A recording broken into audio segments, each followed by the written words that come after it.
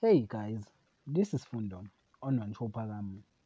Tonight on Ozalo, Kapsile excited by Mtambisi proposal, but Kapsile changed her mind when Mtambisi tries to call her.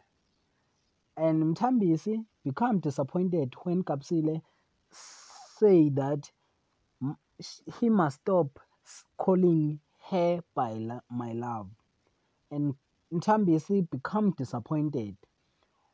While Commissioner Chole invites Lily to be a part of an elected task team, but he does not know that Lily is moving on Guamashu police station. Nosipho move in with Pastor Kwala, and it seems like Pastor Kwala is happy to move in with Nosipho, and they want to enjoy their relationship with the same dreams of life. That is for tonight. Thanks for watching. Don't forget to like and comment and subscribe. Yeah, for thanks.